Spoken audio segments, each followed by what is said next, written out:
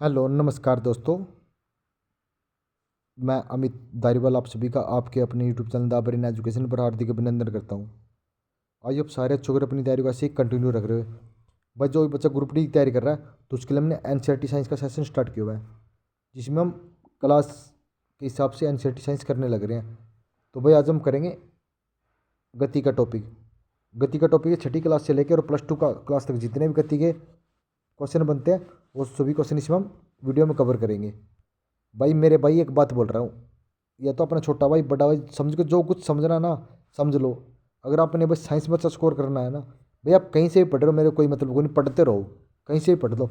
लेकिन भाई जो ये सेशन चला हुआ ना, सिर्फ इस सेशन को अच्छे से कर ले भाई, एक भी क्वेश्चन इससे बाहर नहीं मिलेगा। ठीक है, चलो अपनी क्लास की शुरुआत करते हैं। आज हमारा टॉपिक है गति। कोई वस्तु किसी अनंत तल पर फिसल रही है तब वस्तु की गति। भाई कोई वस्तु है अगर अपने अनंत तल पर फिसल रही है तो उसमें होती है सरल रेखीय गति। तो इसको हम रेखीय गति के नाम से भी जानते हैं। ठीक है, आवर्ती गति तो बताना कि किस किस में होती है। तो वृक्ष की शाखों का इधर उधर टहलना, इसमें भी आवर्ती गति होती है। सितारों की डोरियों की कंपनी, इसमें भी आवर्ती गति होती है। बजते समय तब बोलेगी झिल्ली की गति है, इसमें भी आवर्ती गति होती है। ठीक है, अपने कक्ष पर घूमती हुई पृथ्वी की गति। तो अपने कक्ष पर घूमती हुई पृथ्वी की गति होती है गुण गति का उदाहरण है। कौन सा गुण गति का उदाहरण है? तो भाई ये एनसीईआरटी से मैं आपके लिए वन लाइनर के शॉर्ट में नोट्स प्रिपेयर कर रहा हूँ। दौड़ते हुए दाव क्या की गति, तो ये होती है आवर्ती गति। ठीक है, मार्च पोस्ट करते हुए सैनिकों की गति कौन सी होती है? मोस्ट इंपॉर्टेंट क्वेश्चन आएगी। मार्च पोस्ट करते हुए सैनिकों की गति, तो ये सरल रेखीय गति होती है। गाड़ी के दो लक की गति, तो गाड़ी के दो लक की गति होती है आवर्ती गति। ठीक है, नदी के प्रवाह की गति होती है सरल रेखीय गति। ठीक है, पृथ्वी में के प्रेरित चंद्रमा की गति होती है वृत्तीय गति। लट्टू का अपने अक्ष पर घूमना ये होती है गुण गति। ठीक है, जब कोई वस्तु सरल रेखा में गति करती है तब वह वस्तु द्वारा निर्धारित की गई दूरी तथा उसके विस्थापन का अनुपात सदैव एक होता है। बस जब कोई वस्तु सरल रेखा से गति करती है तब वस्तु द्वारा निर्धारित की गई गति या दूरी तथा उसका विस्थापन का अनुपात सदैव एक होता है, क्योंकि सरल रेखा में गतिमान वस्तु के लिए विस्थापन तथा दूरी का मान समान रहता है। ठीक है, वस्तु द्वारा एकांक समय में निर्धारित की गई दूरी को उस वस्तु की चाल कहते हैं। क्या कहते हैं?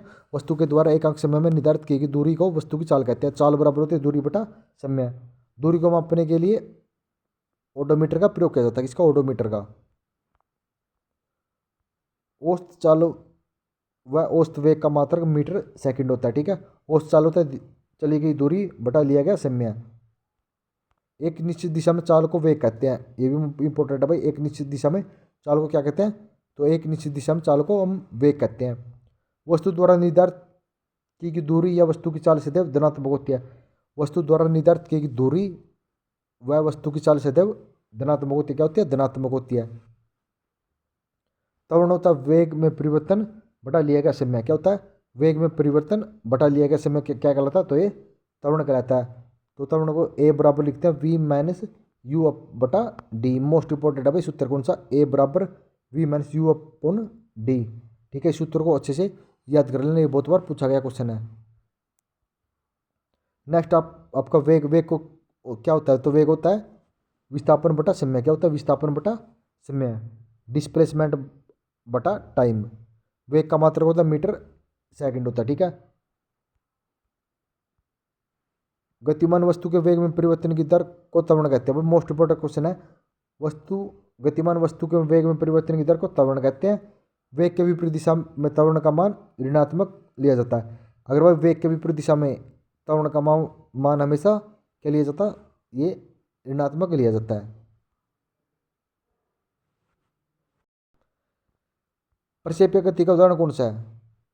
तो प्रक्षेपीय गति का उदाहरण है तोप से छोड़ा गया गोला। भाई मोस्ट इंपोर्टेंट क्वेश्चन है, ये लास्ट टाइम ऐसे पूछा गया था। तोप से छोड़ा हुआ गोला कौन सी गति का उदाहरण है? तो ये प्रक्षेपीय गति का उदाहरण है। कौन सी का? प्रक्षेपीय गति का उदाहरण है। एक समान त्वरणित गति का उदाहरण बताना भाई। एक समान त्वरण गति का उदाहरण कौन सा होता है? निश्चित चाल से वृत्तीय पथ पर दौड़ता हुआ एक एथलीट। एक निश्चित चाल से अगर कोई वृत्त पथ पर दौड़ रहा है ना, दाव कैसे? एक समान चाल से, तो ये एक समान त्वरण गति का उदाहरण है। पृथ्वी के चारों ओर घूमता चंद्रमा। कोई अपनी पृथ्वी है, इसके चारों ओर ये चंद्रमा ये ऐसे घूम रहा, तो ये भी एक समान गति का उदाहरण है। त्वरण का परिमाण अचर रहता है, तो त्वरण का परिमाण अचर किस में रहता है? त्वरण की दिशा सदैव त्वरण का परिमाण अचर रहता है, एक समान रहता है, ठीक है। त्वरण की दिशा सदैव वृत्त के केंद्र की ओर रहती है। किसके द्वारा रहती है? त्वरण की दिशा सदैव वृत्त के केंद्र की ओर रहती है।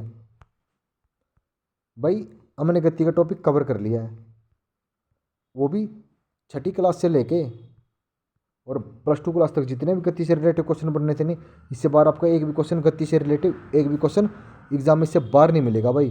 सिर्फ इन 14 क्वेश्चनों में गति को कवर कर लिया। 14 तो नहीं है भाई, इसके साथ साथ मैंने कम से कम 30 क्वेश्चनों को कवर कर लिया।